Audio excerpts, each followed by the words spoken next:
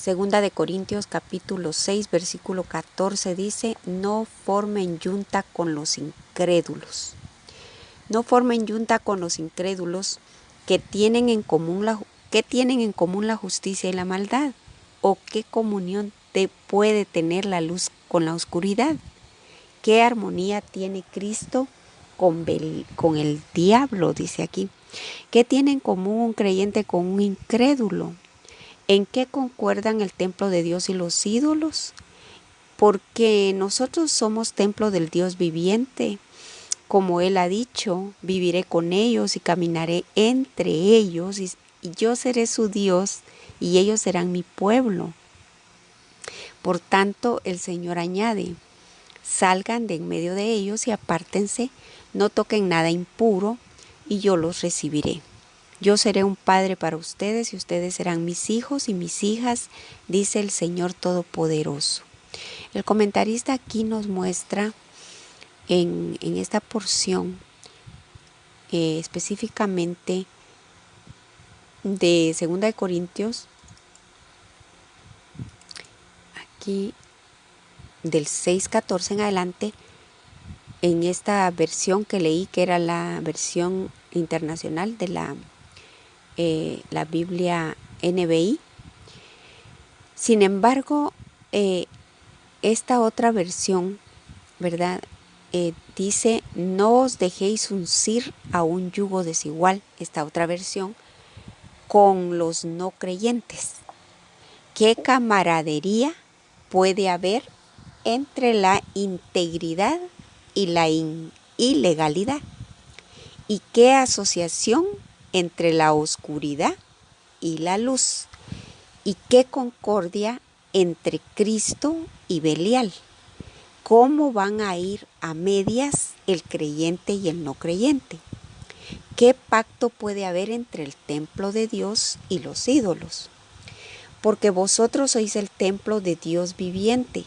Como Él mismo ha dicho: habitaré en ellos y me moveré en ellos y seré su Dios y ellos serán mi pueblo.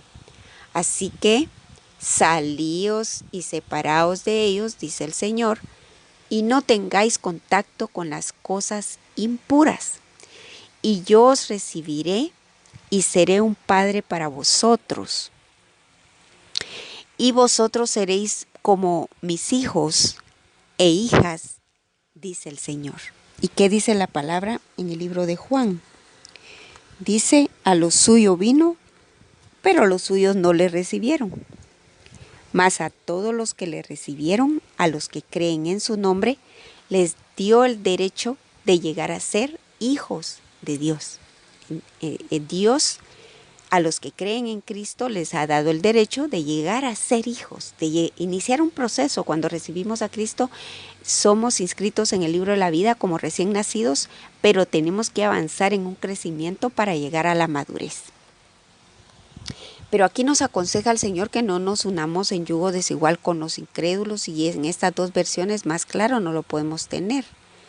Sin embargo, necesitamos aclarar bien el panorama en esto, porque claramente está mostrando el Señor que Él y los ídolos no tienen nada que ver, y o estás con Dios o estás con los ídolos.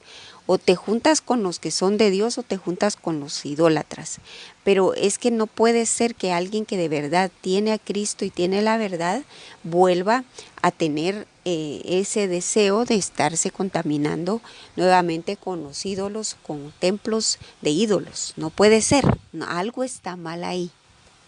Entonces el comentarista dice que no cabe duda, ¿verdad?, que no encaja debidamente, ¿verdad? Una persona no puede encajar en ningún lado, ni con los ídolos ni con Dios. No puedes andar a medias, no puedes andar a media luz. No te puedes hacer unidad con el otro bando, con los que están en la idolatría. No te vas a hacer unidad. Y esto aplica también en las relaciones de amistad, de noviazgo, de matrimonio, de trabajo, de poner un negocio ayuntándote con un idólatra. No te va a ir bien, porque Dios no va a estar en eso. Dice aquí que se aparten y yo os recibiré. Dios no se va a meter a contaminarse. El Espíritu Santo es totalmente santo, ¿verdad? Entonces, no hay que asociarse con personas inmorales. Realmente viendo a la idolatría espiritualmente, los profetas la llamaban fornicación. Los profetas que eran tan santos, ellos le llamaban a la gente idólatra fornicaria, adúltera. Y eso es importante saberlo. Mira lo que dice 1 Corintios 5:9. Dice, por carta ya les he dicho que no se relacionen con personas inmorales. Una persona que está en idolatría, perdón, espero no lastimar a nadie, pero tienen que ser fuerte en el alma si me oyen, pero una persona que todavía venera, guarda, adora, conserva, que tiene vínculo con los ídolos, ya sea porque se los heredaron, porque quiere mantenerse con sus ancestros en paz, pero los ancestros ya murieron. Lo siento, pero la Biblia le llama inmoralidad, inmoralidad espiritual.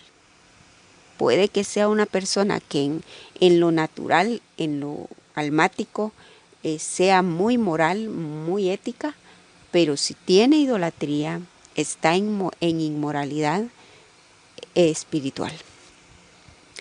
Entonces dice, os escribí en mi carta que no os asociarais con personas inmorales, dice el apóstol. Esa carta puede que se haya perdido, dicen algunos, pero puede que este pasaje formara parte de este versículo que acabo de leer. Tal vez cuando se coleccionaron las cartas del apóstol Pablo, una hoja se encontraba fuera de su sitio. Eso no sucedió hasta allá por el año 90 después de Cristo. Y para entonces puede que ya nadie conociera el orden original. En esencia, ese pasaje parece estar de acuerdo con el tema de la carta que ya leímos ahorita, que es 2 Corintios 6:14 en adelante. Pablo empieza exhortando a los corintios que no se unan con los no creyentes en yugos extraños. Sin duda hay aquí un reflejo del antiguo mandamiento que está en Deuteronomio. No ararás con buey y con asno juntamente. La idea es que hay ciertas cosas que son incompatibles, porque fíjate que la versión Reina Valera dice que tiene que ver la luz con las tinieblas, la justicia con la injusticia, como mostrando a Dios y al adversario al mismo, en contraposición. La idea es que hay ciertas cosas que son incompatibles por naturaleza y no se pueden asociar. Dios no va a obrar si hay unas ligaduras y ataduras todavía con la idolatría. Es imposible que haya pureza cristiana si hay inmoralidad espiritual, si hay inmoralidad, si todavía hay idolatría. En el espíritu, aparte de la idolatría del alma que también existe, pero la peor, la que Dios está atacando aquí es la espiritual. Porque algunos cuando uno les habla de los ídolos empiezan, sí, pero también el amar el dinero es idolatría. Sí, pero esa es idolatría del alma. Y hay muchas del alma, sí. Pero Dios la que está atacando aquí es la del espíritu, que es la grosera, que es la que de verdad afecta. Entonces dice aquí, eso no sucedió hasta en el año 90. Bueno, entonces vemos aquí que en la pregunta, ¿qué pacto puede haber entre el templo de Dios y los ídolos? El pensamiento del apóstol se retrotrae a incidentes como el de Manasés, trayendo una imagen de fundición al templo de Dios, y que ahí hay ejemplos en el Antiguo Testamento, que hasta sin manos terminó el ídolo cuando los filisteos secuestraron el arca de Dios y la llevaron a su templo. Su Dios primero apareció sin manos y al día siguiente apareció, creo que de rodillas. Entonces Dios no quiere nada con los ídolos. y no, él no tiene nada que ver con los ídolos que son puramente del maligno. Es imposible que haya pureza cristiana si hay inmoralidad espiritual. Es imposible. Por eso es que los idólatras, los de la religión tradicional, no pueden estar en santidad y ellos tienen lo que yo llamo una fe fría, porque el Espíritu Santo no obra en ellos. Y el Espíritu Santo es el fuego, es para nosotros, es ese calor cristiano, ¿verdad? El Espíritu Santo. Entonces, esto es incompatible, ¿verdad? No puede haber pacto. Dios no hace casa de una persona que tiene idolatría, porque está en inmoralidad espiritual. Y ahí está diciendo el Señor, yo seré un padre para ustedes y serán mis hijos. Yo habitaré entre ustedes.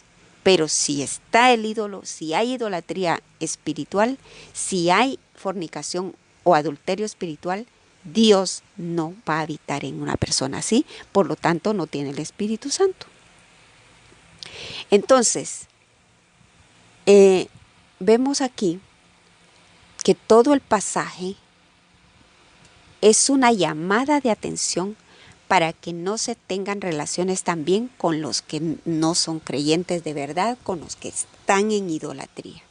Es un desafío a los cristianos de Corintios, pero eso no significa que solo a esa iglesia le hablaba, no, si la Biblia es para todos, no podemos ser sectarios de que esta epístola me aplica, este epístola no me aplica, este versículo no me aplica, no somos sectarios, la Biblia es una unidad y va para todos. Entonces, dice aquí que ese es un desafío para que guarden de las contaminaciones del mundo. Se ha hecho notar aquí que la misma esencia de la historia del pueblo de Israel se resume en esas palabras, salid de ahí. Esa fue la palabra del Señor que le vino a Abraham, vete de tu tierra y de tu parentela y de la casa de tu padre. Esa fue la advertencia que recibió Lot. Antes de la destrucción de Sodoma y Gomorra, dice la palabra en Génesis 19:12, luego se le advirtieron a Lot, los ángeles, ¿tienes otros familiares aquí? Saca de esta ciudad a tus yernos, hijos, hijas y a todos los que te pertenezcan, porque vamos a destruirla. El clamor contra esta gente ha llegado hasta el Señor y ya resulta insoportable. Por eso nos ha enviado a destruirla. Lot salió para hablar con sus futuros yernos, incluso, es decir, con los prometidos de sus hijas. Apúrense, les dijo, abandonen la ciudad, porque el Señor está por destruirla. Pero ellos creían que Lot estaba bromeando. Ellos pudieron haberse salvado, pero no le creyeron a Lot. La ciudad estaba totalmente en poder del enemigo. Hay cosas en el mundo con las que los cristianos ni deben ni pueden asociarse. No está permitido. No va a irles bien. A menudo quería decir aquí, ¿verdad? No les va a ir bien.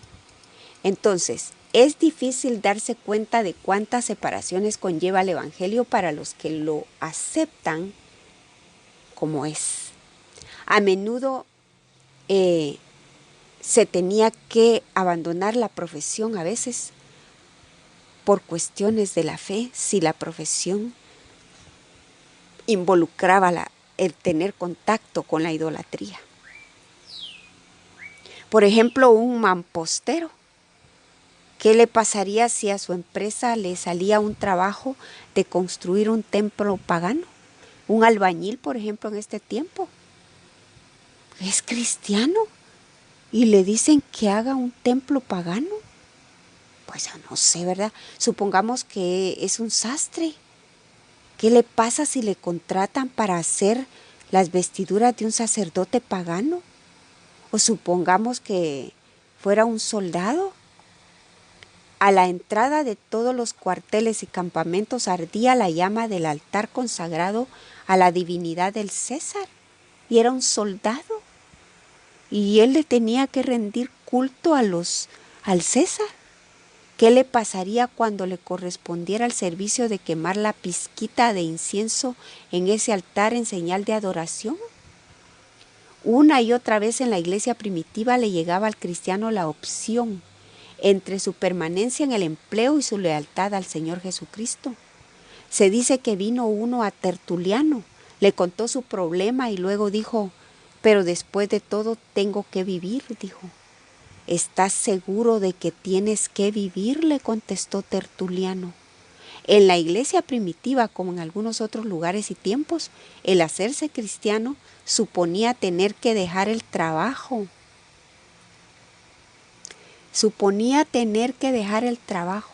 Uno de los ejemplos más famosos de los tiempos modernos fue el de Charrington. Era heredero de una fortuna amasada en destilería de whisky. Pasaba por delante de la taberna una noche, una mujer esperando a la puerta. Un hombre, sin duda su marido, salió y ella hizo todo lo posible para que no volviera a entrar. El hombre la tiró al suelo de un puñetazo. Charrington se adelantó y levantó la vista. El hombre que tenía la taberna era el suyo, y Charrington dijo, con aquel puñetazo, aquel hombre no solo dejó fuera de combate a su mujer, sino me puso a mí fuera de aquel negocio para siempre, y entregó la fortuna que era legalmente suya para no tocar más ni un centavo que se ganaba de aquella manera. Nadie es el guardián de la conciencia de otro. Cada uno debe decidir por sí si puede llevar su negocio a Cristo y a Cristo a su negocio todos los días. A menudo quería decir que una persona tenía que dejar su vida social en el mundo antiguo, como vimos cuando estudiamos la sección dedicada a la carne ofrecida a los ídolos. Muchas fiestas paganas, mira qué tremendo, muchas fiestas paganas se celebraban en el templo de algún dios. La invitación se hacía a estos términos: te invito a comer conmigo a la mesa del señor Serapis, un ídolo. Aunque no fuera siempre así, una fiesta pagana empezaba y terminaba con una libación, una copa de vino que se derramaba como ofrenda a los dioses. ¿Podía un cristiano tomar parte en eso? ¿O tenía que despedirse para siempre de la sociedad de la que había formado parte y que tanto había representado para él? A menudo quería decir que una persona tenía que renunciar a lazos familiares incluso. Una de las cosas más dolorosas del cristianismo en sus primeros años era la forma en que se dividían las familias. Si una esposa se hacía cristiana, su marido podía echarla de la casa. Si un marido se hacía cristiano, su mujer le podía abandonar. Si se hacían cristianos los hijos e hijas, se les podía cerrar en la cara las puertas de la casa. Era literalmente cierto que Cristo no vino a traer la paz sobre la tierra, sino una espada divisoria que los hombres y las mujeres tenían que estar preparados a amarle más que a sus seres más próximos y queridos. Tenían que estar dispuestos a verse excluidos hasta de sus propios hogares. Por muy duro que parezca, siempre será verdad. Siempre será verdad, por muy duro que parezca, que hay ciertas cosas que una persona no puede tener y hacer y ser cristiana. Hay ciertas cosas de las que todo cristiano debe salir. Antes de acabar en este pasaje, hay un punto que no debemos pasar por alto. En él, el apóstol Pablo cita las Escrituras, no literalmente, sino mezclando una serie de pasajes como estos. Miremos, Levítico 26:11. Miremos, Levítico 26:11 dice: estableceré mi morada en medio de ustedes y no los aborreceré. Caminaré entre ustedes. Yo seré su Dios y ustedes serán mi pueblo. Esto es una unión entre Dios y una persona. Mira lo que dice Isaías 52:11. Ustedes que transportan los utensilios del Señor, pónganse en marcha, salgan de allí, salgan de en medio de ella, purifíquense, no toquen nada impuro. No se puede estar en la luz y en las tinieblas al mismo tiempo. Mira lo que dice Ezequiel 20:34.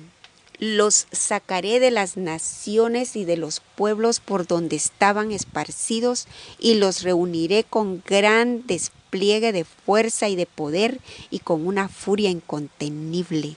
Dios nos quiere sacar de toda esa mala influencia, de toda esa contaminación, de todas esas relaciones con personas idólatras impuras. Ezequiel 37:27. Habitaré entre ellos, y yo seré su Dios, y ellos serán mi pueblo. Si estás con los ídolos, Dios no habita en ti.